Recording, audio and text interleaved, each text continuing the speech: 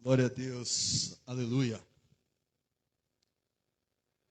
Sempre bom os irmãos que vivem e vivem em união. A gente dá glória a Deus pela vida de cada um que está dentro deste lugar, que está dentro desse ambiente. E é uma glória estar entre parentes, crentes no Senhor. E estamos celebrando um culto ao Senhor. E nessa noite, irmão, especialmente eu gostaria, você que está do lado da sua família, do lado do seu filho, da sua filha, da sua esposa, você orasse pela sua casa, orasse pela sua parentela nesse momento. Toca nele, dá a mão para ele aí. Em nome de Jesus, chama o teu filho aí perto dele, em nome de Jesus. Cada pai aí pega seu filho. Antes de ir para a salinha, as crianças, todos, pega ele aí, irmão. E ora por ele. O que mais o diabo tem atacado são a família. Mas pela tua oração nesta noite, toda obra é quebrada. O que mais Satanás tem tentado destruir é a família. Então, em nome de Jesus, Pai, protege-nos, Deus, de toda doença provocada pelo estresse, provocada pela ira, cai por terra em nome de Jesus. Toda falta de perdão, Senhor, toda mágoa, todo coração machucado, Deus, todo pecado oculto, em nome de Jesus. Toda intenção maligna, Senhor, nós quebramos em nome de Jesus. Tua presença, Ben Elohim, Filho do Deus vivo, entre nessa casa agora e quebra toda ação maligna, Deus. Ação maligna sobre os filhos, sobre a esposa, sobre o marido, Deus. Shemante kiaramande relere surikanda lalalabaso. Em nome de Jesus, todos os demônios sejam quebrados agora. Espírito do divórcio, em nome de Jesus. Espírito da destruição, em nome de Jesus. Nós vamos contra ti, em nome do Senhor dos Exércitos. Em nome de Jesus, Pai. Nós oramos e nós clamamos ao Senhor, como disse Josué. Declaramos a tua presença sobre nossa família, porque eu e minha casa serviremos a ti, ó Deus. E que o teu Espírito Santo, Deus, toque agora, Senhor Deus, cada coração. Todo coração que está, Senhor, muitas vezes endurecido, cauterizado, Pai. Coração desse marido para a esposa, da esposa para o marido, dos filhos para os pais, em nome de Jesus. Declaro o coração de pedra, Senhor Deus, quebrado no nome de Jesus. Traz, Senhor Deus, traz alegria de novo nesse coração.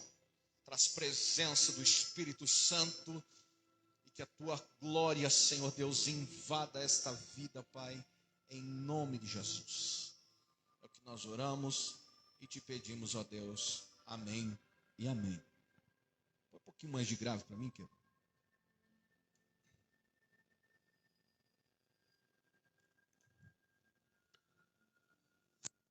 Quer compartilhar algo da paz do Senhor com você hoje, irmão?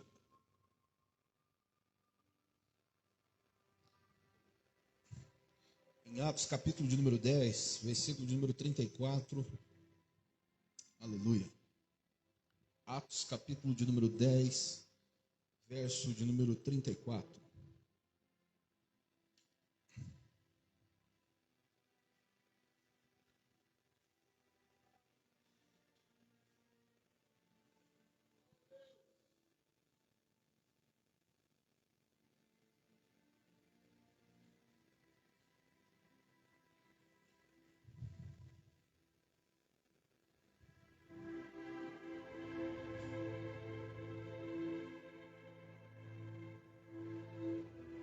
Aleluia.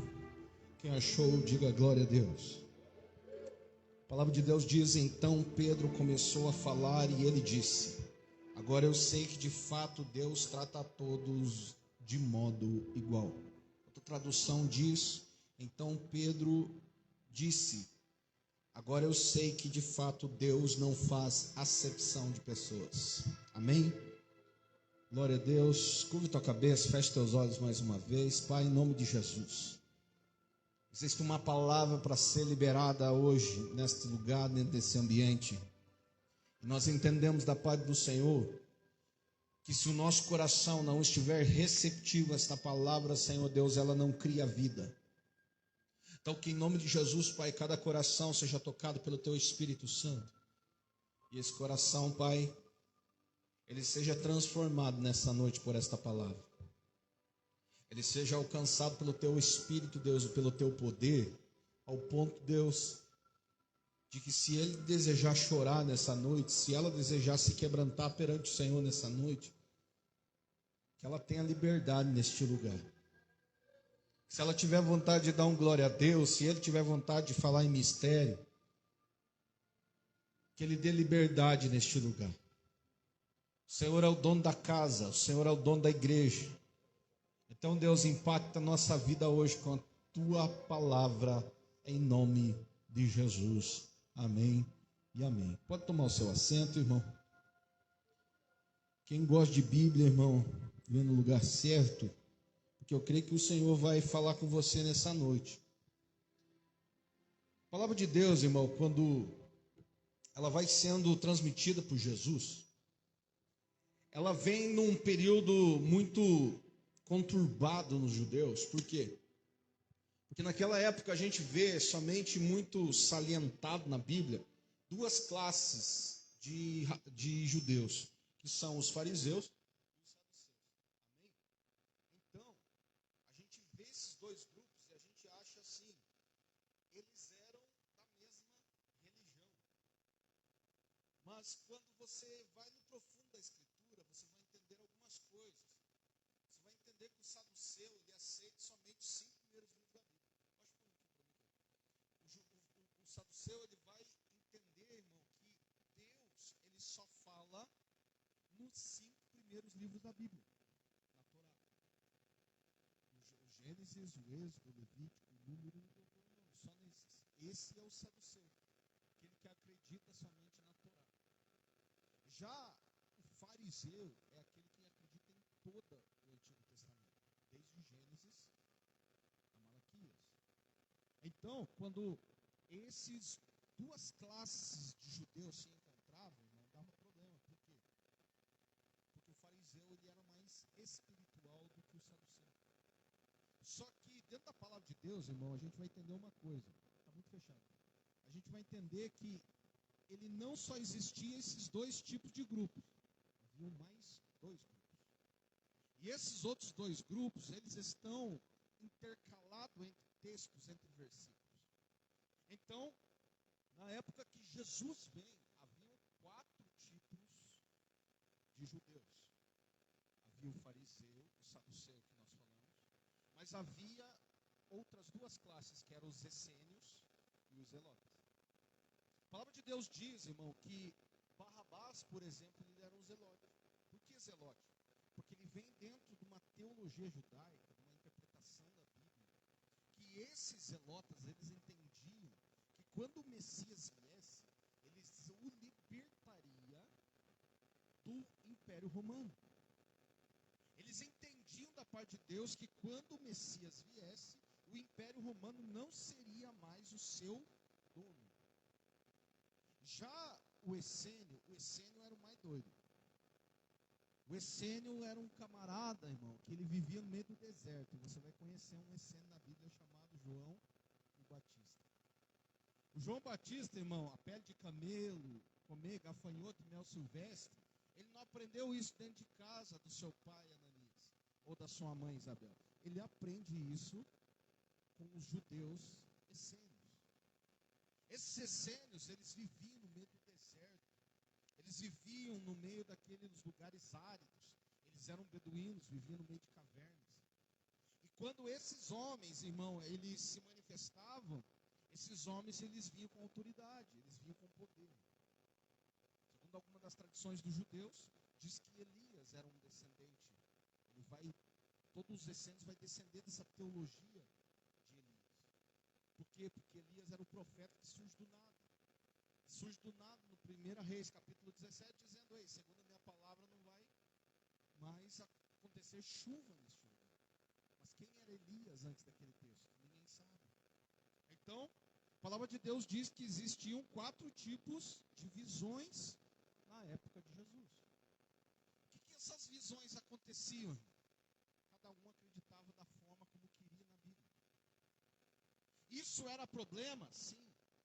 Isso era questionamento? Sim. Por quê? Porque diante da interpretação hoje judaica, somente os fariseus é que tinham conhecimento da Bíblia. Era somente os fariseus que tinham esse conhecimento. E o que acontece com esses fariseus? Eles vão ser a tradição mais forte dos judeus.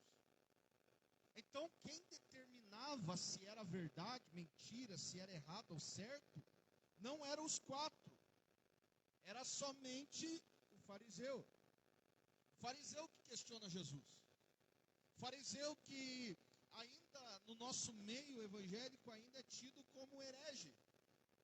Por quê? Porque tudo aquilo que Jesus vai pregar, os fariseus estão lá para questioná-lo. É para eles que Paulo escreve dizendo: os judeus procuram sinais, porque ele está falando de pessoas espirituais. Então, esse povo, irmão, ele não é somente uma classe de judeus, eles são 4. Entenda comigo. Só que a vertente de conhecimento da época, a mais forte, é a farisaica. Só que a gente tem um questionamento ali dentro da Bíblia.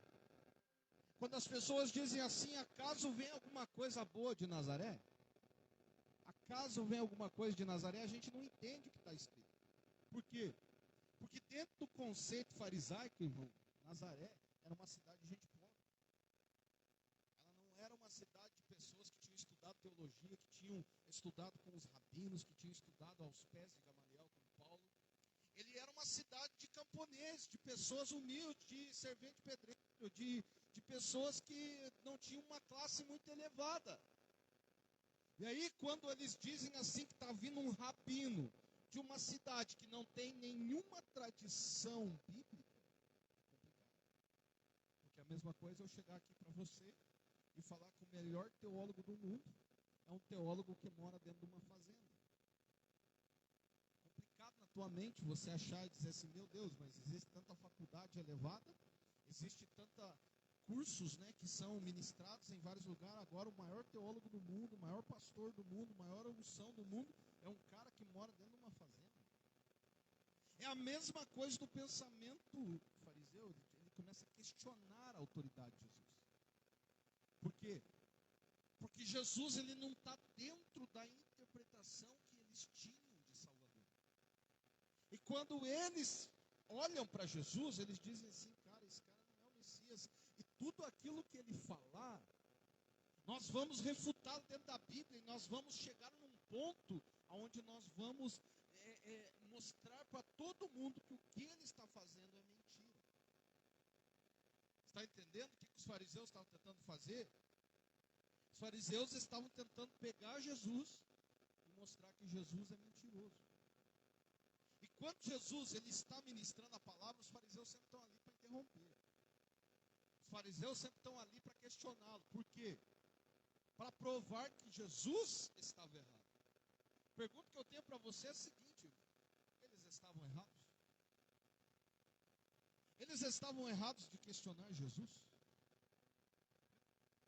Eles estavam muitas vezes questionando Jesus para quê? Porque eles eram os detentores da verdade. Presta atenção. Eles eram os detentores da verdade. Na visão deles, Jesus era o detentor da mentira. Para mim provar para um detentor da verdade que a minha mentira também é verdade, eu tenho que ter base. Presta atenção. Alguém que tem a verdade, que acha que eu estou mentindo, para mim provar aquilo que eu estou falando ser verdade, eu tenho que ter base. E Jesus, por muitas vezes, ele olha para os fariseus e diz assim, para provar que o Filho do Homem tem poder sobre a terra, eu digo, levanta-te e anda. Outro texto, Jesus vai dizer, para você entender que eu tenho poder e autoridade para perdoar pecados, eu te digo, levanta e anda. Só que para demonstrar o que é poder mesmo, para quebrar toda a tradição rabínica dos fariseus, Jesus demora 4 dias para ir ressuscitar Lázaro. E a pergunta é, por que 4 dias? A Bíblia diz que os servos de Maria, Marta e Lázaro foram até Jesus e disseram, o teu amigo está doente. E Jesus falou, fique tranquilo, irmão. Ele falou, cara, mas é que você não está entendendo. Eu acho que os servos falaram para Jesus, eu acho que você não está entendendo o que eu estou dizendo. Ele não está com uma gripe, Jesus. Ele está com uma infecção que faz dias que ele está com febre. E começaram a descrever. E Jesus falou, fica tranquilo. Os servos disseram, olharam para Jesus, irmão, e ficaram indignados com aquilo. Como assim ficar tranquilo? E aí os discípulos chegam para Jesus e falam, Jesus, você não vai ver o Lázaro? Ele falou, Lázaro está dormindo. Aí o discípulo olha para Jesus e fala, como assim dormindo? Jesus fala, você não entende nem a linguagem que eu falo, Lázaro morreu. Eu imagino, irmão, no meio dos discípulos ali, quando Jesus diz essa palavra. Por quê? Porque a palavra de Deus diz que Lázaro não só era amigo, mas também um meio parente de Jesus. Então, quando Jesus ele disse para as pessoas que Lázaro morreu, as pessoas disseram, por que esse camarada não foi antes? Vocês estão questionando. Durante 3 dias ele não foi lá. Mas no 4º dia Jesus se levanta e diz, agora está na hora de nós enviar o Lázaro. Como assim, Jesus? Esse cara está entendendo. Vai lá prestar culto para ele? Vai lá fazer igual os pagãos, acender vela para os mortos? Vai lá fazer igual os pagãos, fazer oração para os mortos, Jesus? Você não sabe que necromancia é pecado? E eles questionando Jesus. Eu imagino os discípulos, estou tendo um papo com Jesus.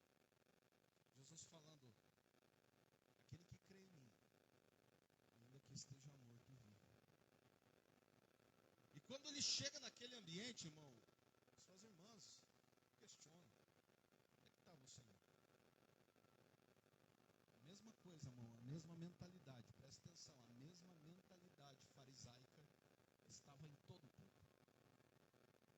E Jesus está ali, ele disse, aquele que crê em mim, ainda que esteja morto, vive. Agora tem um questionamento. Jesus ele dá uma ordem, ele diz, arranca aquela pedra daquele buraco.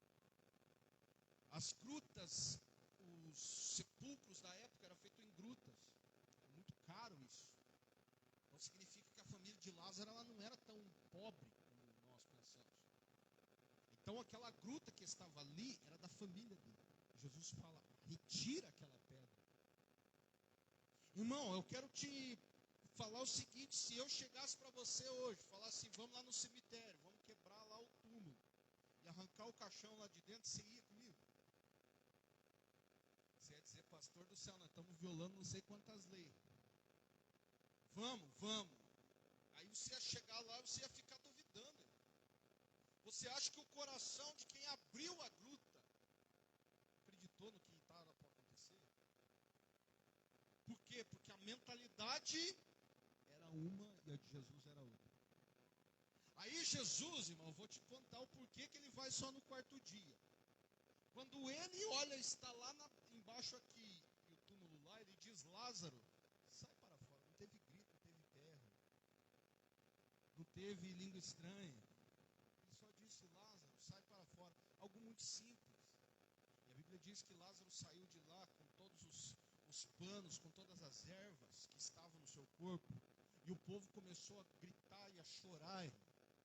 E naquele momento Jesus olha para o céu e ele faz uma oração. Ele diz, Pai, obrigado porque não revelaste as coisas grandes aos elevados, mas sim aos pequenos.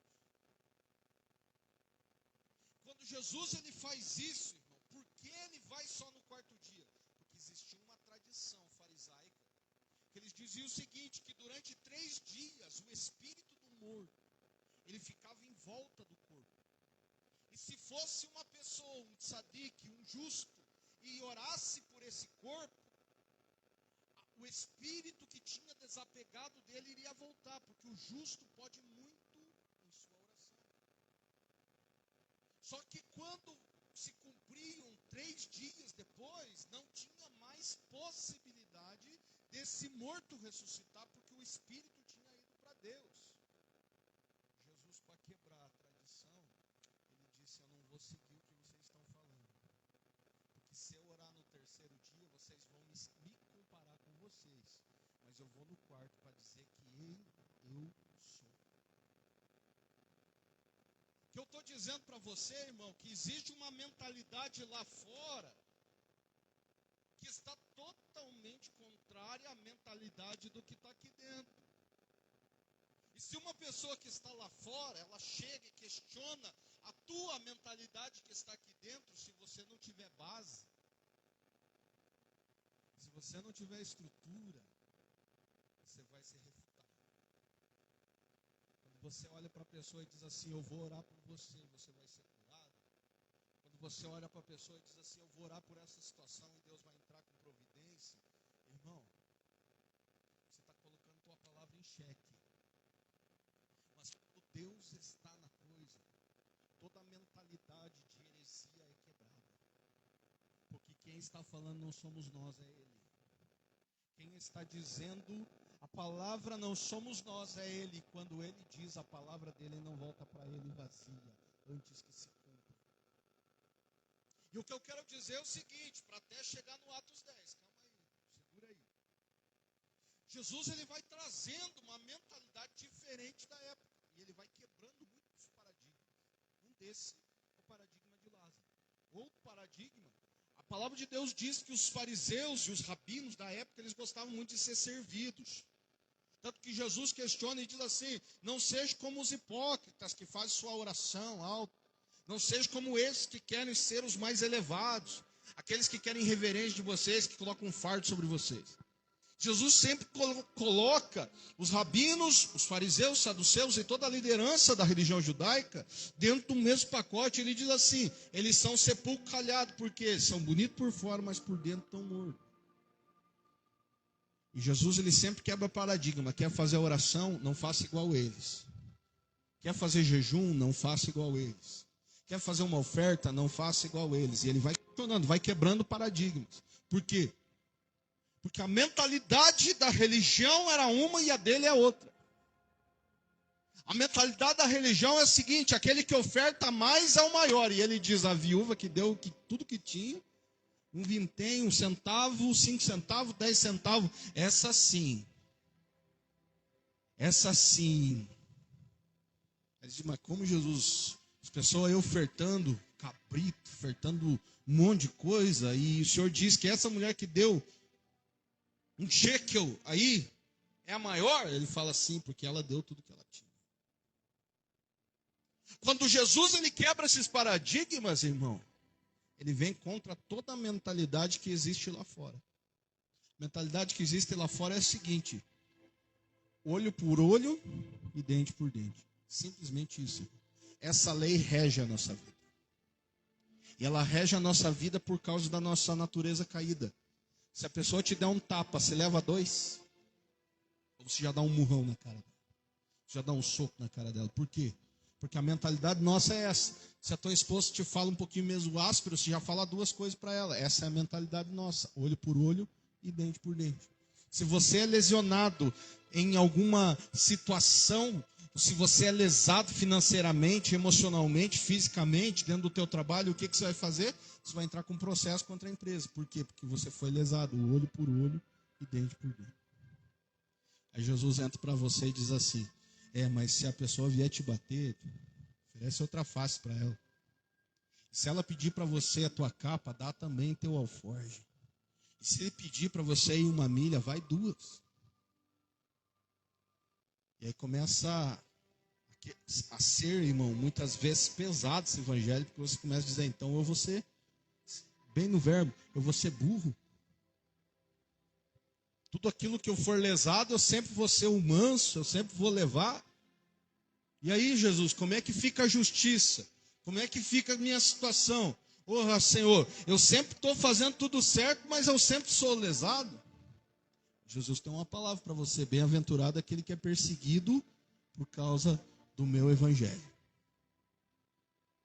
Bem-aventurado aquele que é perseguido quando te fizerem mal por causa do meu nome. A mentalidade de Jesus não é a nossa. E aí, quando Jesus ele começa a colocar essa mentalidade, tem um povinho. Um Pedro ali, pescador. Tem um Levi ali, coletor de impostos, que ele vai aderindo a essa ideia. E Jesus vai quebrando os paradigmas, ele vai ensinando essas pessoas a serem como ele. E ele mesmo diz: olha, vai chegar um momento que vocês vão fazer coisas maiores do que eu fiz. E eu tenho para te provar um texto, irmão. A Bíblia diz que Jesus curou pela sombra. Não, Pedro curou. A Bíblia diz que Jesus curou através de lenço. Não, Paulo curou. Então, eles estavam operando coisas maiores daquilo que ele fez. Primeira pregação de Pedro, ele ganhou 3.000 almas. Quando você começa a pegar os textos de Jesus, se vê que multidões o seguiam. Mas ganhar almas, irmãos. Por quê? Porque a igreja faria obras maiores do que ele fez. E essa mentalidade de Jesus, irmão, ela vai sendo introduzida dentro da igreja. Em Mateus capítulo 16, Pedro faz uma confissão para ele, diz: Senhor, eu creio que tu és o Cristo. Quebrando toda a mentalidade da religião que ele tinha, ele olhou para Jesus e disse: Jesus, eu creio que tu és o Cristo. E Jesus olhou para ele e disse: eu sei que não foi a carne e o sangue que te revelou, mas o meu Pai que está no céu. Então, quando Pedro ele começa a entender da parte de Deus e não dos homens, quem é Jesus, ele começa a ser impactado por Jesus. Só que tem uma coisa, irmão. A gente vai abrindo mão da nossa personalidade até que chega em lugares da nossa vida que a gente não abre mão. Uma das coisas que Pedro não abriu mão foi do seu trabalho, porque em João capítulo 20, Pedro estava pescando, irmão. E Jesus olhou para ele e falou: abandona esse barco aí, Pedro, e vai ser pescador de homem. E João 20, Pedro voltou. Então, o mesmo homem que confessou Jesus é o mesmo homem que voltou a pescar. Por quê? Porque a mentalidade de Cristo ainda não estava formada nele. Eles andaram somente 3 anos e meio com o Senhor. Ouviram coisas, irmão, extraordinárias e viram coisas extraordinárias. Viram Jesus multiplicar os pães e disseram: como que ele faz isso? Viram Jesus expulsar demônios e eles diziam: meu Deus, eu nunca vi um rabino fazer isso dessa forma. E chega um momento que eles entendem em grupo, dizendo: ele é ele o Messias mesmo. E é isso que Jesus veio fazer, ele veio fazer com que esses 12 apóstolos entendessem quem ele era. Por quê? Porque a partir de 12, ele faria um povo para ele. Só que quando esses 12, irmão, eles estão em Atos capítulo 1, e Jesus ele vai para o céu, ele faz uma promessa: fiquem em Jerusalém, até que do alto sejais revestidos de poder. Ele fala para os 12. E os 12 estão ali, fixos, olhando para ele. E de repente ele desaparece no meio do céu, e o anjo diz: ô Galileu, por que estáis olhando para cima? O mesmo que foi é o mesmo que vai voltar. E aí cada um vai para o seu lugar. Aí cada um talvez foi para a sua cidade, de repente eles estão reunidos no cenáculo e acontece Atos 2. Agora presta atenção. A mentalidade de Cristo, irmão, ela continua viva e pulsante dentro da igreja.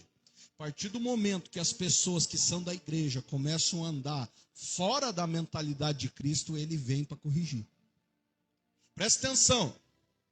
Quando a Bíblia diz que esses 12, eles começaram a crescer, começou a vir um povo com a mentalidade que eles tinham. E o povo que está vindo é todo judeu. É tudo judeu o povo que está vindo. O povo que está crendo em Yeshua é todo judeu, tudo irmão dele. E aí que está o problema, irmão. Esses 12 apóstolos estão acreditando que Jesus só veio para o povo deles. Esses 12 apóstolos, nos primeiros anos da igreja, eles estão acreditando que Jesus só veio para o fariseu, para o saduceu, para o essênio e para o zelote. E eles estão achando que são o dono da igreja. Os 12 apóstolos. E a palavra de Deus diz que no meio desses 12 tinha 3 que coordenavam toda a igreja de Jerusalém, que não era pequena: João, Pedro e Tiago. Esses 3, irmão, eram muito elevados. Tudo que eles falavam era lei.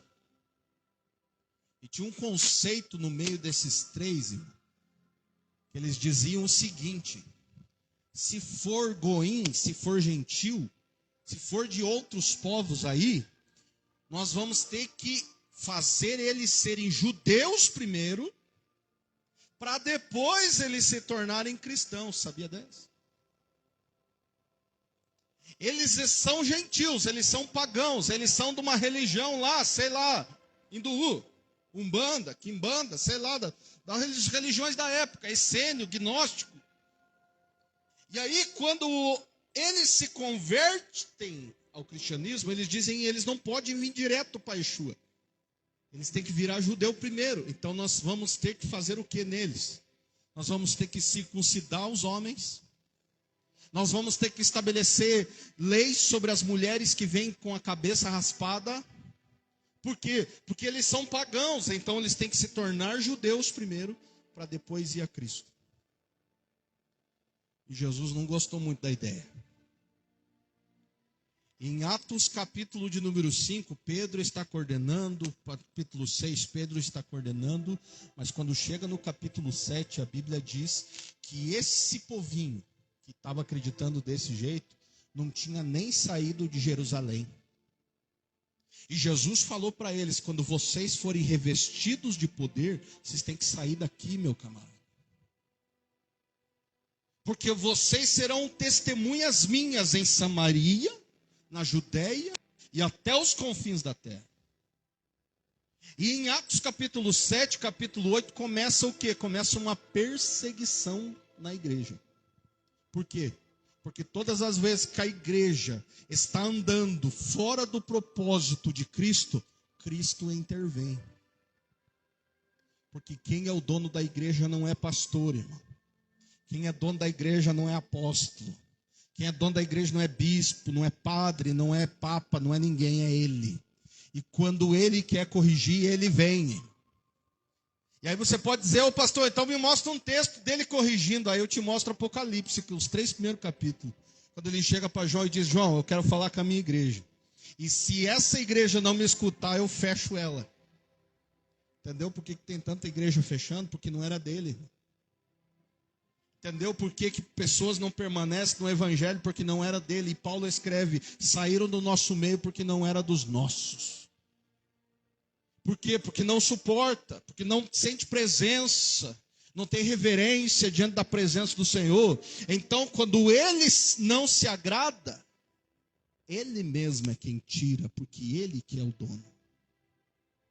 E aí, a igreja está andando de uma forma que Jesus não está se agradando. E aí Jesus visita um profeta, sempre pelos profetas. Por quê? Porque o profeta é o que traz a visão do céu para a igreja. E ele visita Ananias e diz: Ananias, tem um camarada aí que eu quero ele para mim. É um tal de Saulo aí que está perseguindo, porque ele é zeloso demais pela lei, e eu quero ele para mim. Então eu vou descer e vou falar com ele, Ananias. Mas quando eu descer e falar com ele, ele vai ficar cego. E eu preciso que você vá e ore por ele. E Ananias fala: em Saulo, não chego nem perto, porque se eu chegar perto ele me mata. Ele fala: não, mas primeiro eu vou falar com ele. E a palavra de Deus diz em Atos capítulo 9 que Jesus desce e fala com Paulo.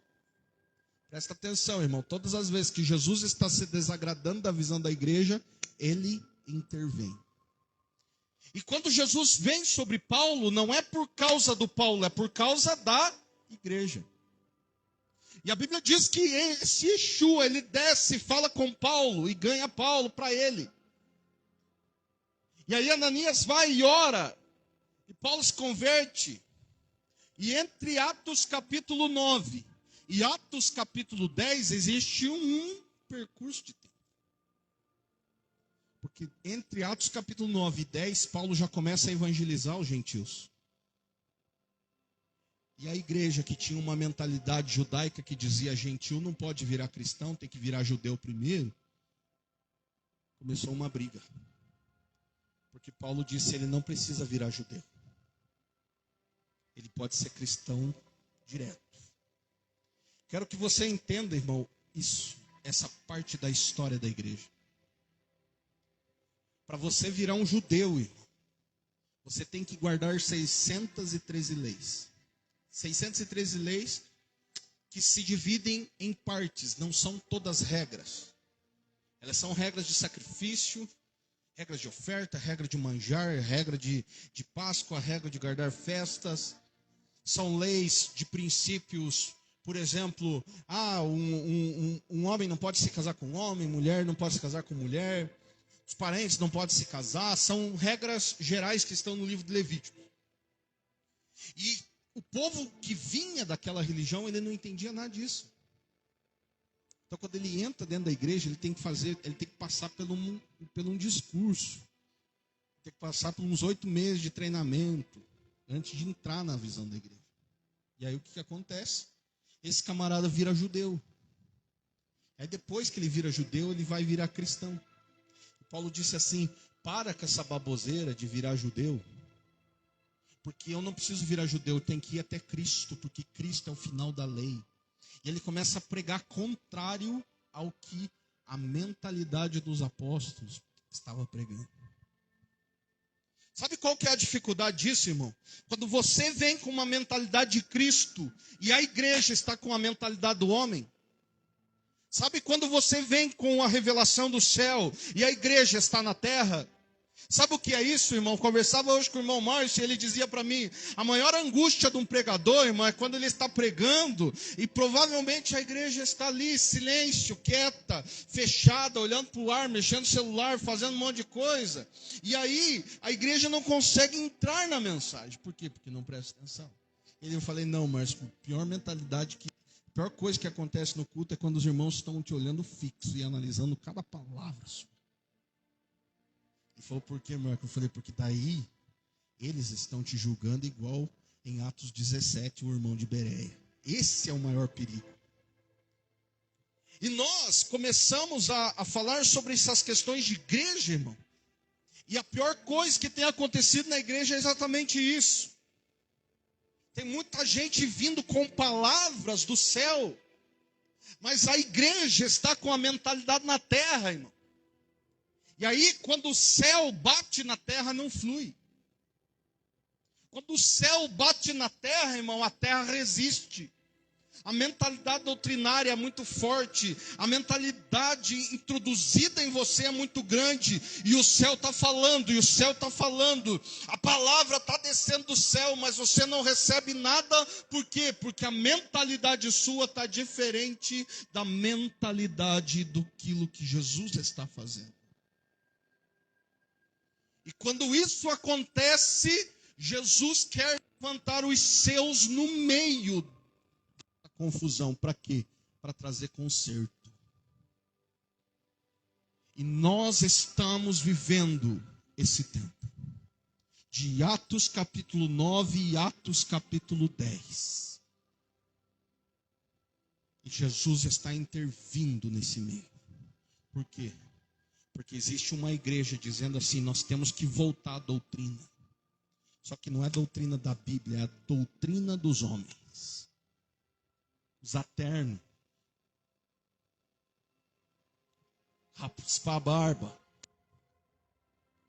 andar de saia. Essa é a doutrina da igreja. Olha, é tudo terra, irmão. Trazer o sino da harpa de novo. Tudo terra. Mas fala em vigília aí, irmão. Hoje não dá, estou trabalhando até, acordo muito cedo. Aí falou em vigília, 3 horas da manhã. Falou em jejum, então acabou, irmão. Por quê? Porque quando nós estamos na terra é muito fácil. Mas quando o céu começa a pedir as coisas, A mentalidade do céu não entra na igreja. E aí Jesus está levantando os seus para corrigir. Sabe por quê, irmão? Tem muito pastor, tem muito líder de igreja que não tem base. E quando a verdade chega na frente da mentira, até a mentira mostrar que é verdade, tem que ter base. Tem que dizer, você está ouvindo o que eu estou falando? A pessoa vai dizer, tô. Ele falou, então para se entender que o que eu estou falando é verdade, ei, irmão, levanta a tua mão e receba, e a pessoa se cheia do Espírito Santo. A verdade, irmão, quando ela é verdade do céu, ela transforma. Quando ela é verdade do céu, ela muda. Quando ela é verdade do céu, ela vem com poder e unção. Quando ela é verdade do céu, ela se cumpre. Quando ela é verdade do céu, ela vem com os sinais, com os prodígios. Quando não é verdade do céu, irmão, é só palavra. Quando não é verdade do céu, é falso profeta. Quando não é verdade do céu, é doutrina de demônios. Quando agora é verdade do céu, irmão, ela vem com poder sobre a igreja. E quando ela vem com poder, ela atrai, irmão. Ela atrai um menino que passa aqui na frente e fica ali fora escutando o culto. Ei, Jesus. Ela atrai o drogado, irmão, a entrar na porta e ficar aqui atrás do púlpito, dizendo, ô pastor, ora por mim, porque eu quero ser liberto das drogas. Estava passando aqui na frente, e eu estava ali, e eu não conseguia parar de escutar o louvor daqui. E quando você, irmão, esta verdade, ela tem que vir com esse poder. E aí está o problema. Esse problema é o seguinte: a igreja não pode dar aquilo que ela não tem. As pessoas estão ministrando, recebe unção, recebe poder, recebe, mas elas não têm. E quando elas não têm isso, irmão, as pessoas tentam criar ambientes. Abaixam a luz, põem um fundo, fazem um monte de coisa, chamam pregadores famosos. Por quê? Porque não tem para oferecer. Mas a pergunta é essa: quem é você no nosso meio? O que faz acepção de pessoas? Que diz esse é de Deus e esse não é de Deus? O homem que diz assim, para você vir para a minha igreja, primeiro você vai ter que mudar as tuas vestes. Para você vir para a minha igreja, primeiro você vai ter que mudar o teu linguajar, para depois você vir para Cristo. Para vir para a minha igreja, você não pode vir de qualquer jeito, irmão. Você não pode vir assim. Você tem que estar bem vestido, você tem que estar de sapato, você tem que estar... você não pode vir. Então, o que essas pessoas estão fazendo? Elas estão dizendo igual Pedro: oh, você tem que se converter para o judaísmo primeiro. Você não pode ser cristão. Você tem que se converter primeiro para vir. Estão impedindo de você ir até Yeshua. As pessoas dizem, para você ser da minha igreja, você tem que falar em línguas. Aí a pessoa nunca falou em língua estranha na vida e buscou tanto esse dom. E aí ela diz o seguinte: eu queria Deus falar em línguas. Porque o pastor falou para mim que falar em línguas é sinal do que eu tenho o Espírito Santo. E se eu não falar em línguas, Senhor, significa que eu não tenho o Espírito Santo. Ela entendeu assim, por quê? Porque é doutrina de homem. Falar em línguas é um dom como qualquer outro.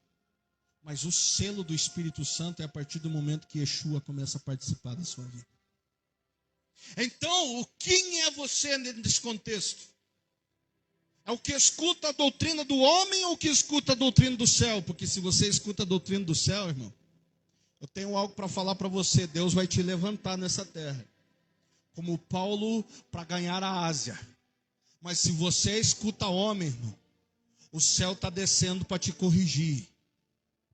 E a palavra de Deus diz em Atos capítulo 10 que Pedro está orando.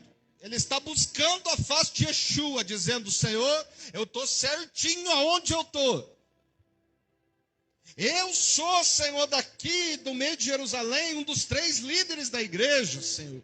E Pedro está ali no terraço da casa dele, orando e falando com Jesus. A Bíblia diz que ele está em jejum e de repente ele olha para o céu e ele vê um vaso descendo. E esse vaso desce como um lençol, para na frente dele e se abre. Ele está tendo essa visão espiritual. Presta atenção, Pedro está para ser consertado. E quem está dando a visão para ele é o dono da igreja. E o dono da igreja olhou para Pedro e disse: Pedro, está vendo esses animais aí mortos nesse lençol? E Pedro disse: estou vendo, Senhor. Mata e come. E olha o que Pedro diz para Jesus. Ele diz para Jesus: Jesus, nunca entrou coisa impura nos meus lábios. Eu nunca transgredi uma das 613 leis do Senhor. E agora o Senhor está dizendo para mim comer animal impuro? E Jesus olha para ele e diz: mata e come, Pedro. Aquilo que eu santifiquei, você que é da terra não tem nada para falar contra o que eu faço. E de repente chega 2 servos da casa de Cornélio e diz: um anjo apareceu na casa do servo lá e mandou vir aqui chamar um tal de Pedro. Pedro fala: sou eu. Ele falou: vamos comigo, Pedro, porque o anjo mandou te chamar aqui para você ir na casa do meu patrão. E Pedro chega na casa de Cornélio. Eu imagino ele chegando na casa do romano. Estava se benzendo. Estava jogando alho, etc. Aí tem um monte de demônio, aí tem um monte de coisa. Mas ele não sabia que o Cornélio era servo de Jesus.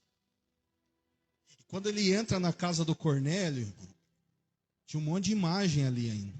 Tinha um monte de santo, tinha um monte de coisa, tinha um monte de coisas pagãs ali ainda. E Pedro vai ali passando, judeu, com o quipá na cabeça, com toda a sua religiosidade. E de repente, ele começa a orar dentro daquele lugar. E o Cornélio é batizado com o Espírito Santo e a religiosidade dele se assusta. Ele diz: como, Senhor? O Senhor fez como no princípio, Deus. Aí Jesus certamente falou no coração dele: Pedro, eu quero que você entenda a minha vontade, Pedro. Eu vim para esses, mas eles me rejeitaram. E todos que me aceitam, eu vou dar-lhe poder para ser meu filho. E aí Pedro cita: então Pedro começou a falar e disse: agora eu sei que de fato Deus trata a todos de igual modo. Você está entendendo, irmão? O apóstolo Paulo escreve na sua carta aos Gálatas, capítulo 2, verso 11 e 14: quando, porém, Pedro veio a Antioquia, enfrentei-o face a face por sua atitude condenável.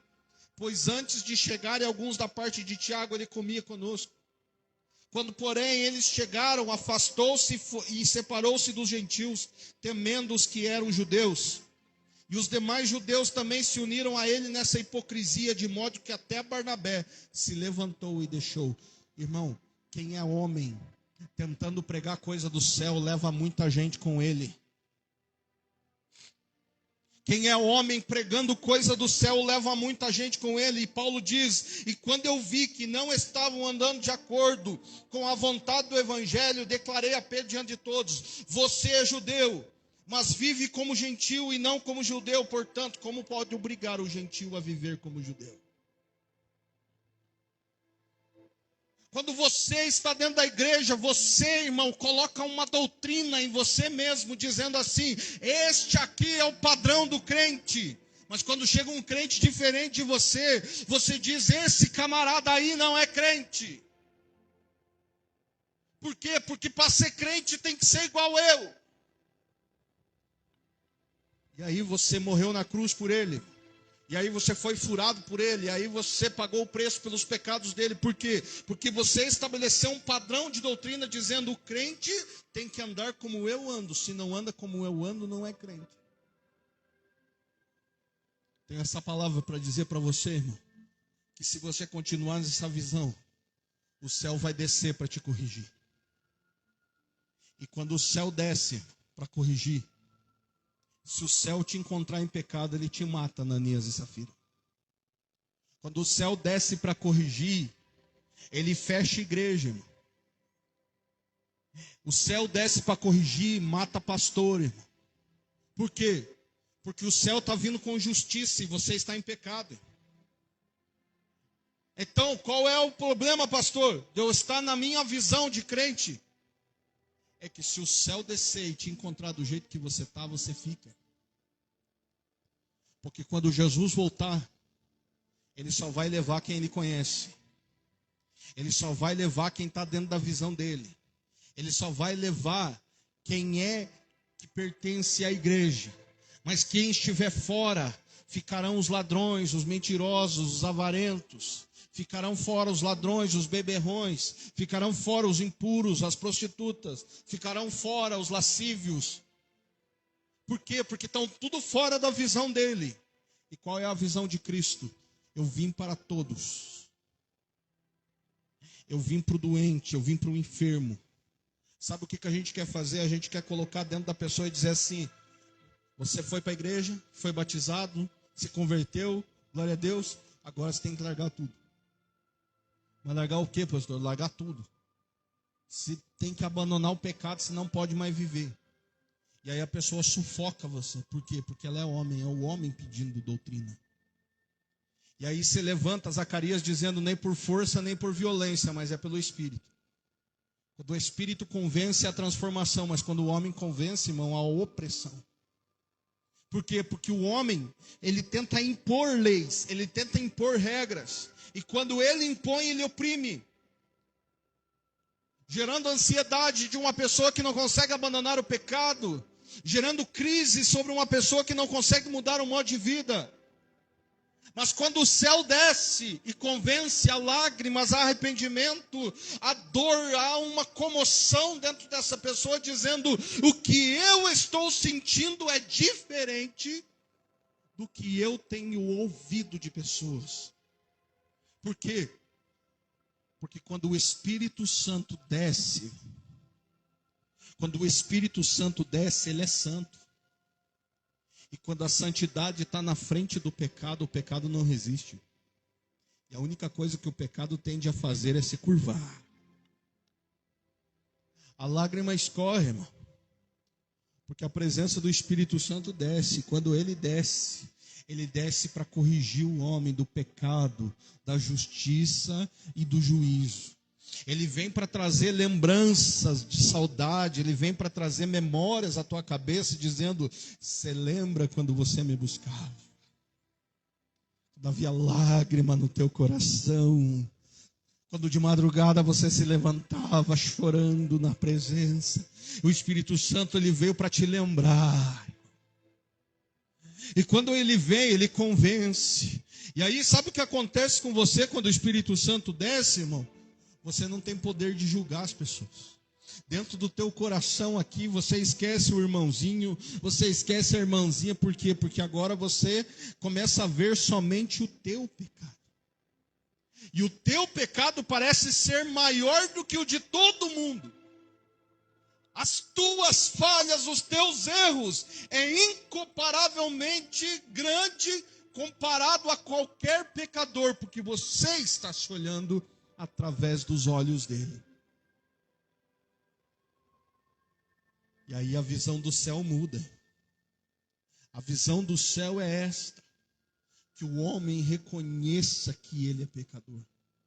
Que o homem entenda que quem morreu na cruz não foi ele, não foi a igreja dele, foi Yeshua, para salvar o mundo e não condená-lo. E aí a gente vem, irmão, com toda arrogância. Aí a gente vem com toda a prepotência, dizendo, estabelecendo um padrão para a igreja, dizendo: o culto tem que ser assim. E se não for do meu jeito, eu já paro o culto aqui, mando os irmãos ficar quietos, porque se o Espírito Santo descer, o Espírito tem que ter domínio sobre ele. O Espírito tem que ser sujeito ao homem. Não é isso? Ainda cita a Bíblia. Mas em Atos capítulo 2, me prova essa, ô Satanás. Em Atos capítulo 2, quando o Espírito Santo desceu, Pedro não resistiu. E eles saíram como embriagados, eles tiveram que abrir as janelas do cenáculo. Os romanos estavam perseguindo eles, irmão. Os romanos estavam à cata dos discípulos de Jesus. E o Espírito Santo desce. E quando ele desce, ninguém conseguiu resistir à presença do Espírito. E eles tiveram que sair porta para fora, como embriagados. Por quê? Por que que eles saíram ali, mesmo eles sabendo que eram perseguidos? Não é o Espírito sujeito ao homem? Porque no livro do Êxodo, a Bíblia diz que quando Deus tirou do espírito de Moisés e repartiu, a Bíblia diz que havia 2 lá fora do arraial, que foram cheios do Espírito Santo. Porque o que é sujeito ao homem é o espírito do homem, mas quando o Espírito Santo desce, ninguém consegue resistir. Só resiste homem. Mas aquele que nasceu do céu, ele não resiste. As lágrimas já correm. A voz embarga. As lembranças começam a vir à mente dos momentos que você estava com Yeshua. Os momentos de oração, os momentos de sofrimento que você disse, Deus, dá vontade de abandonar tudo. E de repente veio algo da parte do céu sobre você, irmão. E essa parte do céu que veio sobre você, ela te cobriu com a presença. Quando esse céu ele se revela para a gente que é nascido de lá, irmão, ele não quer sair dali, ele quer permanecer naquele lugar. Por quê? Porque ele tem saudade de casa, irmão. Ele se sente um peregrino nesse mundo. Ele diz, todas essas pessoas que eu vou conversar, não tem papo, não tem conversa. As pessoas estão falando aqui de emprego, estão falando aqui de dinheiro, estão falando aqui das coisas. E eu não consigo me conectar na conversa, porque a minha conversa é falar do sacrifício da Páscoa, é entender tal texto, é entender por que Deus faz assim e não assado, é entender do céu, irmão. E aí eu não tenho ninguém para conversar. Mas aí quando a gente encontra 2 meio doidos, quando a gente encontra um Barnabé, quando a gente encontra um Lucas, quando a gente encontra algumas pessoas que a gente tem tempo para sentar e comentar do céu, sabe como acontece, irmão? A atmosfera muda. A atmosfera começa a mudar, porque onde 2 ou 3 estiverem em meu nome, ali eu vou estar no meio. E quando ele está no meio, irmão, quando Yeshua está no meio, sabe o que diz a Bíblia? A Bíblia diz que haviam 2 discípulos caminhando num caminho chamado Emaús. E de repente eles se depararam com o Galileu ali no meio do caminho, irmão. E o Galileu, quando falava com eles, eles diziam, o que está acontecendo no meu coração, que está queimando? O que está acontecendo dentro de mim? Parece que está pegando fogo. E era o fogo consumidor que estava ali do lado deles, irmão, fazendo o altar ser incendiado. Sabe por quê? Sabe por que o altar incendeia quando o Galileu desce, irmão? Porque ele responde com fogo. E aquele que o altar responde queimando, irmão. Quando você sente a presença de Jesus, não tem louvor nos teus lábios, irmão, há um silêncio. Há um silêncio constrangedor. Por quê? Porque não existe palavras para expressar o amor, não existe palavras, só as lágrimas, irmão. Não existe dentro do crente, irmão, um sentimento para expressar o amor, para expressar aquela presença, irmão, que mesmo tudo dando errado na tua vida, aquele momento quando ele desce, ele te constrange. Por que muda você? Aquela presença. Porque aquela presença não é da terra, é do céu, e quando o céu desce, irmão, o céu traz com ele aquilo que é dele, a paz, a alegria e a justiça. Aí as pessoas falam, as pessoas estão em depressão, estão passando crises. Sabe o que está faltando na tua vida? Está faltando o céu, irmão. Está faltando a paz que excede todo o entendimento. Você está voltado demais para a terra. E um abismo está puxando o outro abismo, que está puxando o outro abismo, que está puxando o outro abismo. E sabe o que está acontecendo? Você está deixando da tua morada celestial e você está se afogando no pecado. Você está se afogando na carne. Está na hora de voltar a queimar essa carne, irmão.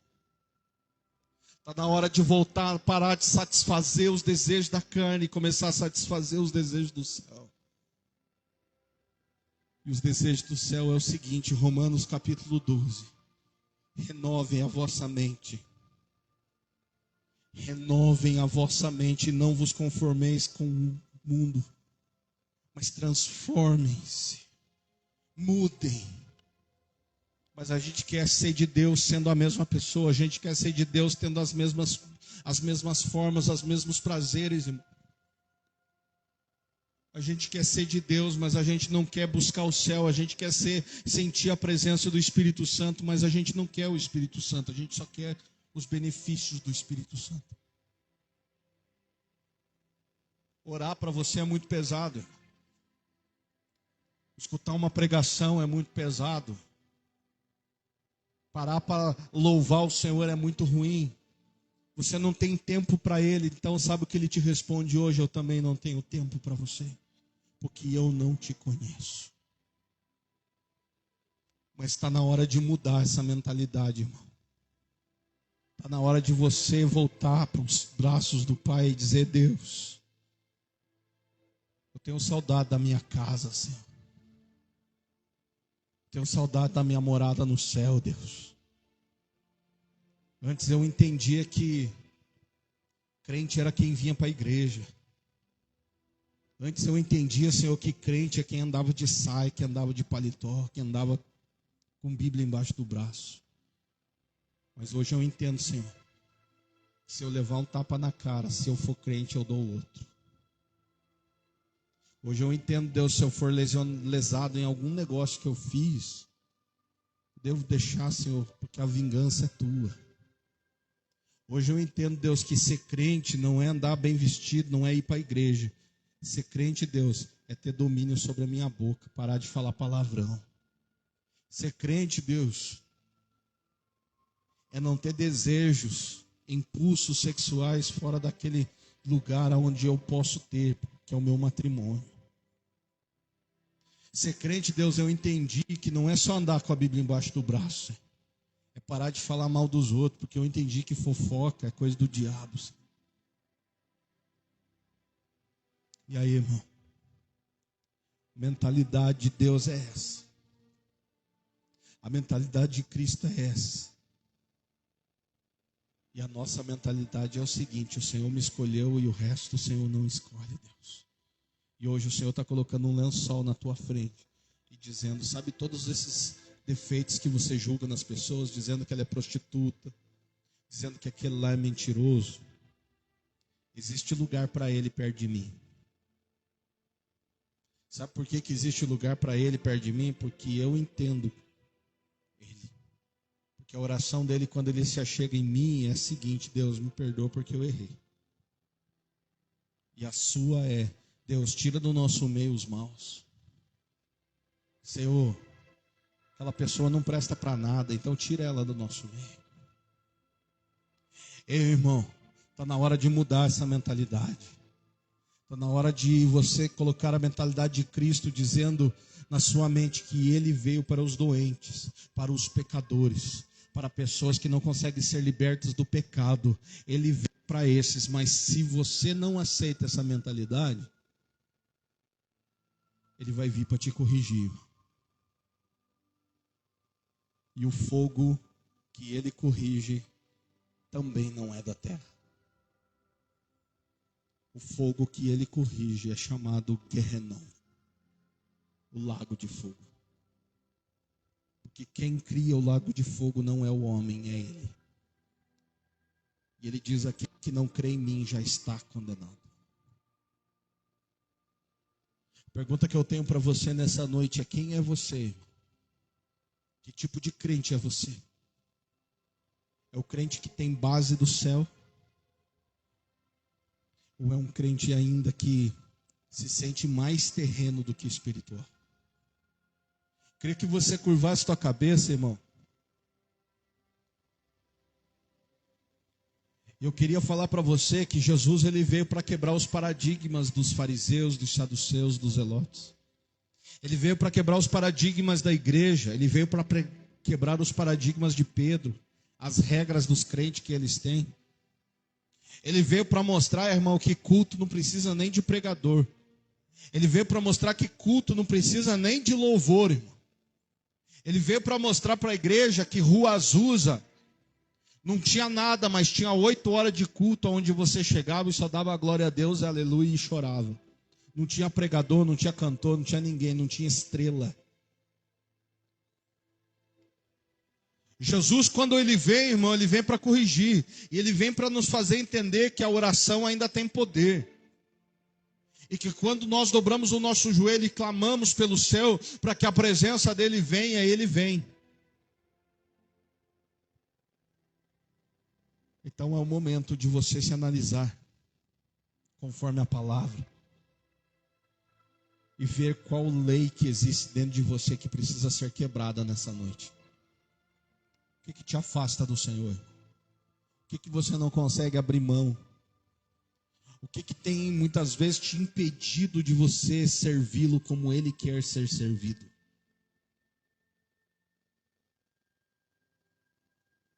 O que te impede a presença do Espírito Santo fluir sobre você?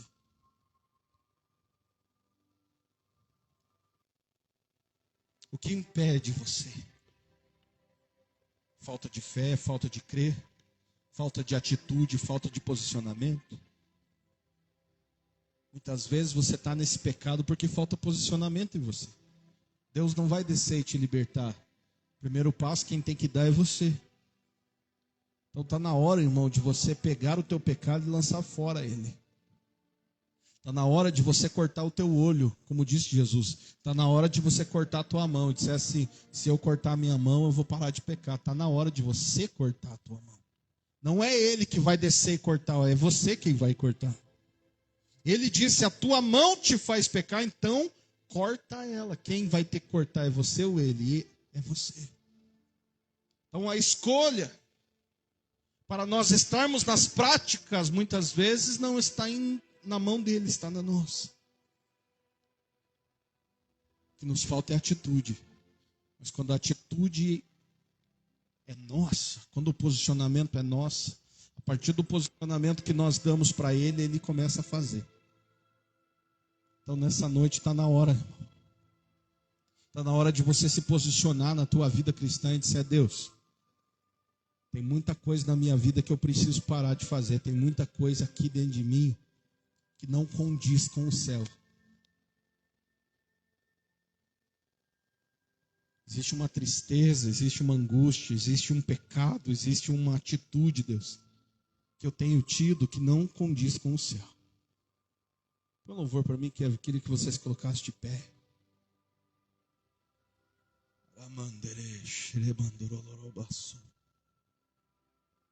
Quais são as atitudes, irmão? Que atitudes que você tem tido que não condiz com o céu? Atitudes na tua casa, com tua esposa, a mentalidade que você está tendo? Quais atitudes? Eu gostaria de orar pela tua vida. Porque hoje, irmão, dentro dessa igreja existe uma tristeza sobre a vida de algumas pessoas que estão dentro desse ambiente. E desde a hora que eu cheguei, o Espírito Santo está me incomodando, dizendo que existem algumas pessoas aqui que estão tão tristes, que não existe mais um sorriso sincero nos teus lábios. Não existe mais prazer em você, irmão. Não existe, presta atenção, não existe mais prazer no teu coração de viver. E você diz alguns dias, Deus, por que eu estou aqui, Senhor?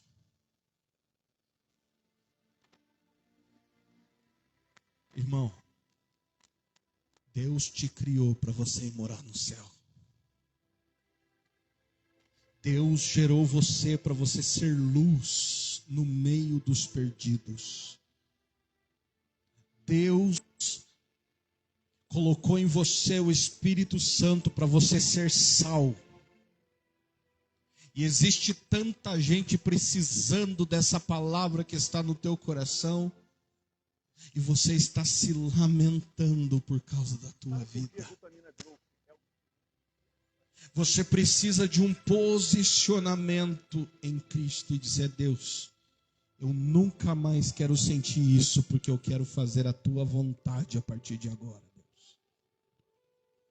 E a tua vontade é essa: que eu seja a tua testemunha em Jerusalém, que é a igreja, em Samaria, que pode ser a tua casa, teu trabalho, na Judéia, que pode ser a tua parentela, outras cidades e até os confins da terra. O propósito de Yeshua é esse, irmão. Põe a tua mesa cura aqui. Quando você entender esse propósito que Jesus tem sobre a tua vida, as coisas vão começar a mudar dentro do teu dia a dia. Quando você entender que você foi chamado para um propósito, e esse propósito está sobre você, quando você entender isso, irmão, esse propósito vai começar a te curar de dentro para fora. Porque existe uma mesa, e essa mesa está posta dentro dessa igreja.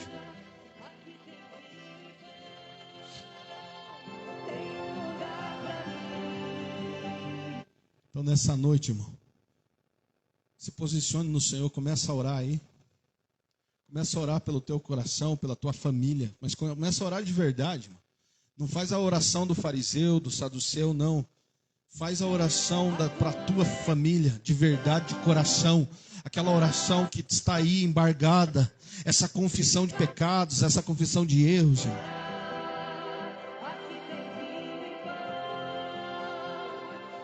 Faz uma oração sincera a Jesus.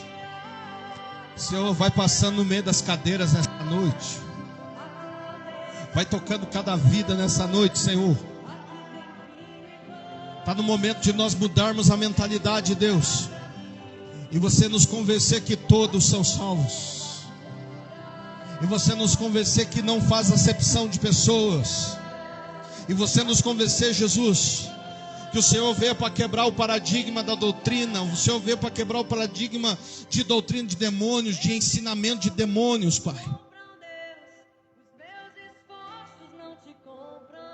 Eu te conheci quando aprendi a descansar. Os meus esforços não compram Deus.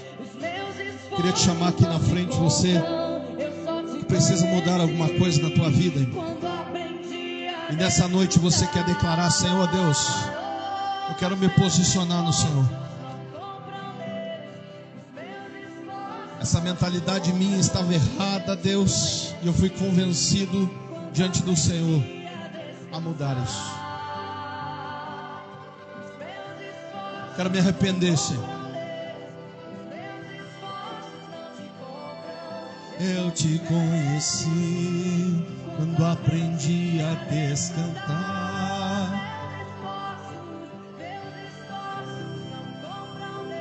Aleluia, Deus. Em nome de Jesus, Pai, faz fluir, Deus.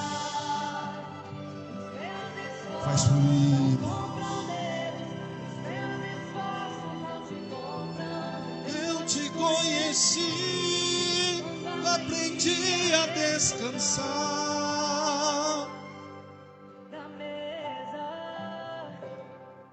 Muitas vezes nós se esforçamos tanto para nada, irmão.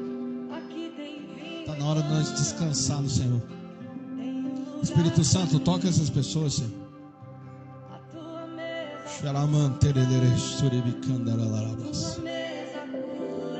Irmão, você quer receber um descanso do Espírito Santo. Um descanso assim que você não vai se preocupar com o teu financeiro. Você não vai se preocupar com nada. Se você quer receber isso, vem aqui à frente, irmão. Existe um descanso em Deus, irmão, que ele é liberado pela fé que nós temos nele. E Jesus diz em Hebreus, no capítulo de número 4, aquele que entrou no meu descanso. Aquele que entrou no meu descanso não precisa mais se preocupar, porque está descansando das suas obras, assim como eu das minhas. Você precisa descansar no Senhor. Existe um fluido, um descanso do Senhor sobre aqui na frente, irmão, extraordinário. Mas hoje nós liberamos perdão. Nós somos irmãos, como nós ouvimos do Douglas. Sendo da parte do Espírito, irmão, uma cabeça cansada, uma cabeça preocupada, como se fosse uma panela de pressão. E essa cabeça, irmão, ela está cheia, e o Senhor está limpando a cabeça e te dando descanso. Ele está te dando descanso nesta noite, irmão.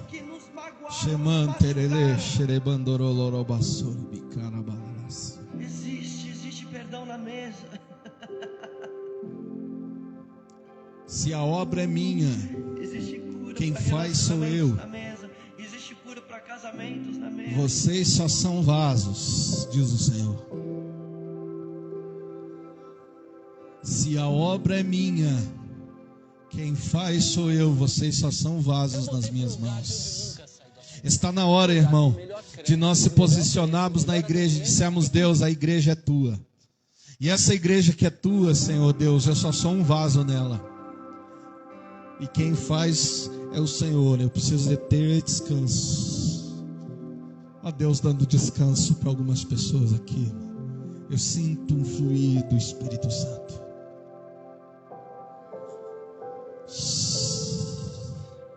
Existem pessoas que estão procurando, elas estão ansiosas porque Deus as chamou. E esse chamado, elas têm dito assim: Deus, eu não sou capaz. E Deus está te dizendo, não é uma, não é duas, são algumas pessoas. E Deus está te dizendo: a obra é minha, quem faz sou eu, só descansa. Há um descanso para você. Sinta o descanso do Espírito Santo, da ponta dos pés ao alto da cabeça. A doutrina do céu é essa, é o descanso no Senhor. Lança a falta de fé fora. Lança a desconfiança nessas situações que você está pensando. Coloca nos pés do Senhor. Você está dizendo igual Davi: da onde que vai me vir o socorro? Responde igual ele: meu socorro vem do Senhor também. Mas você tem que descansar em Deus. Você está preocupado em ganhar almas. Descansa em Deus, irmão. A obra não é sua, a obra é dele. E se for dele, é ele quem supre. Se o teu casamento é dele, é ele quem supre. Se o teu trabalho é dele, é ele quem supre. Só descansa. Faz fluir, Jesus. Faz fluir, Jesus. Não descanse do Senhor.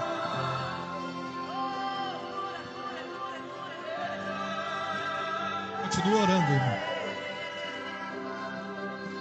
Vai demorar um tempo aqui. O Espírito Santo está trabalhando em algumas pessoas, porque há descanso no céu. Você disse dentro de você: Deus não vai falar comigo hoje. Você disse dentro de você: Senhor, se o Senhor está na casa, fala comigo, Deus. Mas dentro do teu coração se dizia: Deus não vai falar. Mas Deus não precisa falar, Ele só precisa descer. Quando o céu desce, Ele faz queimar. Eu sinto um fogo purificador na tua vida, purificando de pecado, lavando as tuas costas de todo o peso, lavando tuas costas de todo o peso do pecado. Olha Jesus lavando aí com o sangue de novo. Lava mesmo, Jesus. Confessa aí, irmão, é a hora. Confessa para Ele aí. É o momento. Aleluia, Espírito Santo. Eu te agradeço. Ele está lavando, Ele está limpando. É você e Ele, é você e Ele. Chemante que amandorolorobos.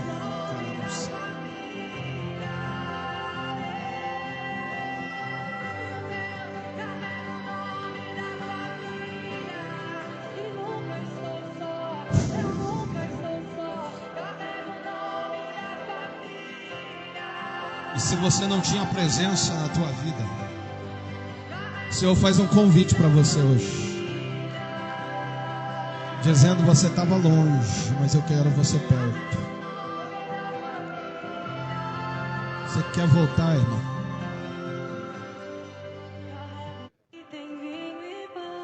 Você quer voltar, irmão? Levante sua mão assim. Você quer voltar, irmão? E ter presença? Está na hora de se voltar. Eu quero te perguntar: estamos alguém que quer voltar para o Senhor, irmão? Estamos alguém que quer voltar para o Senhor e dizer: Jesus, eu estava longe, mas agora eu quero estar perto.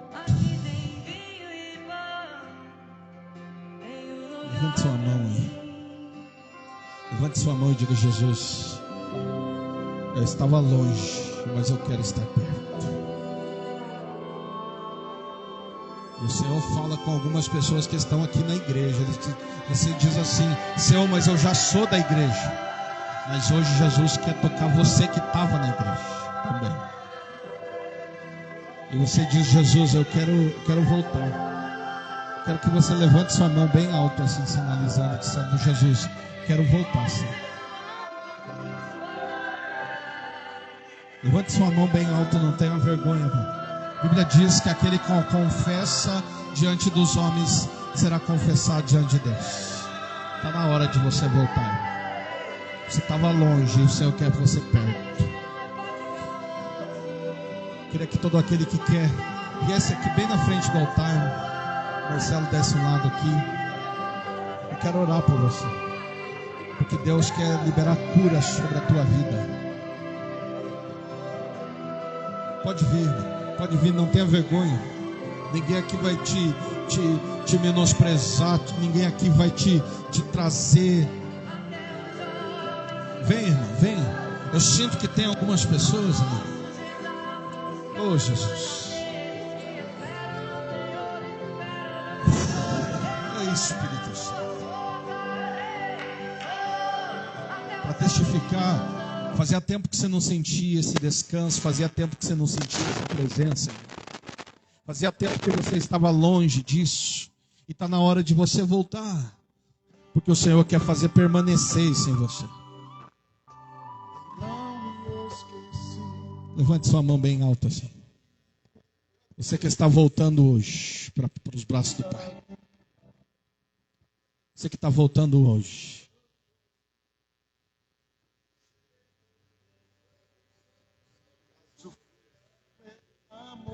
E ore comigo dizendo: Jesus, eu quero o Senhor na minha vida todos os dias. Eu estou voltando para o Senhor hoje. Eu estou descansando de tudo que está me afligindo, de tudo que está me entristecendo. Toca onde na minha tristeza, Senhor.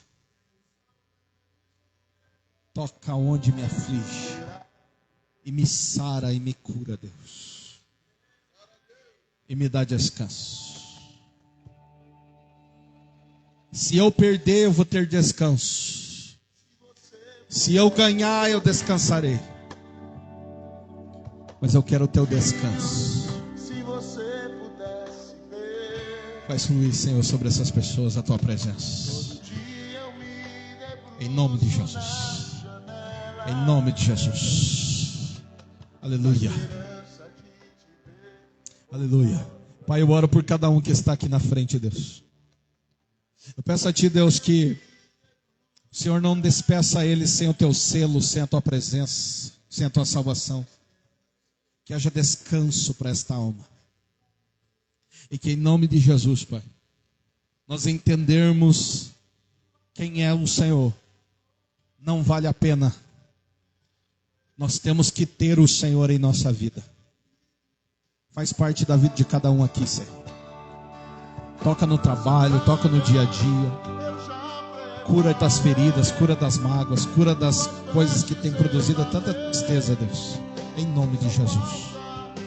Que o Senhor te abençoe e te guarde. Que o Senhor faça resplandecer a glória sobre você. E o Senhor tenha misericórdia de você. que o Senhor levante o teu rosto e te dê a paz. E você diz amém. Pode ir para o seu assento, irmão, em nome de Jesus. Aleluia. Alguns recados, irmão. Sábado teremos essa Santa Ceia. Domingo, melhor dizendo, teremos a Santa Ceia. Dia 17, irmão, teremos uma confraternização lá na chácara, Marco tá certo, lá com o Juarez, beleza? Dia 17 de setembro, todo mundo, no domingo, acho que tá todo mundo de folga, dia 17, tá tudo certo, glória a Deus. Estaremos lá e vamos ter o da Karen, não? Não. E aí tá todo mundo convidado para ir dia 17 lá. Vou mandando as informações no grupo lá. A gente vai fazer um culto, vamos fazer um churrasco. Não sei se teremos o culto à noite aqui, mas eu creio, irmão, que será um momento de confraternização, um momento de bênção. É um retiro espiritual ali para conversarmos do Senhor no meio da natureza, no meio do silêncio. Lá vai dar para dar muito grito de glória, muito grito de aleluia. Nós levaremos os equipamentos daqui. Então, você é nosso convidado para estar lá conosco. Vai acompanhando lá no grupo nos próximos dias. Aí um ajuda ali com uma carne, outro ajuda com o carvão, outro vai fazer. E ali nós vamos se ajudando, vamos conversando em nome de Jesus. Amém? Culto de domingo, culto de Santa Ceia, irmão, transferimos para esse segundo domingo nesse mês, tá? Mas venha participar da Santa Ceia do Senhor. Em nome de Jesus, eu creio que Deus vai restaurar a sua vida. Em nome de Jesus. Amém? Você que trouxe sua oferta, seu dízimo, tem a salva ali atrás. Você pode estar ofertando aquilo que o Senhor tocar no seu coração. Amém? Eu gostaria que você se colocasse de pé. Se estivesse orando nesse momento juntamente comigo. Eu gostaria de pedir para o Marcelo estar fazendo essa última oração. Estamos...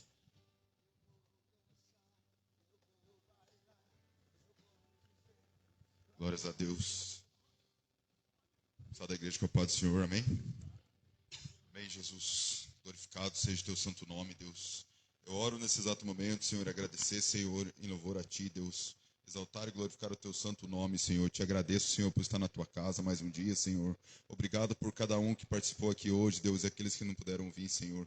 Te agradeço, Senhor, em nome de Jesus Cristo, Senhor, pelas nossas crianças, Senhor.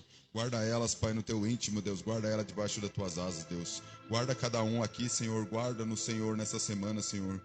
Guarda no Senhor e protege-nos todos os dias, Senhor, no nosso trabalho, Senhor. Protege no nosso lar, Senhor. Obrigado, Senhor, pelas tuas providências, Senhor. Obrigado, Senhor, pela tua presença aqui nesse lugar, Senhor. Tem sido extraordinário, Senhor, os manifestos, Senhor, as curas, Senhor. Obrigado, Senhor, pelo teu mover, Senhor, em nome de Jesus Cristo, Pai. Eu quero orar nesse momento, Senhor, agradecer, Senhor, por esse ministério, Senhor. Oramos há muito tempo, Senhor, para ter, Senhor, a tua manifestação revelada, Senhor, para termos, Senhor, a tua presença, Senhor. Obrigado, Jesus, por mais uma vez e mais um culto, Pai, estar na tua casa, Pai, exaltar e glorificar o teu santo nome. Quero nesse momento, Senhor, colocar a vida do Marcos, Senhor, nosso pastor, Senhor, em oração à sua casa, Senhor. Guarda esse homem de Deus, Senhor. Guarda esse homem, Senhor, que tem louvado e guardado, Pai, fielmente, Pai, a tua palavra, Pai, no seu íntimo, Pai. Guarda a sua casa, Pai, guarda seus filhos, Senhor, guarda sua esposa, Pai.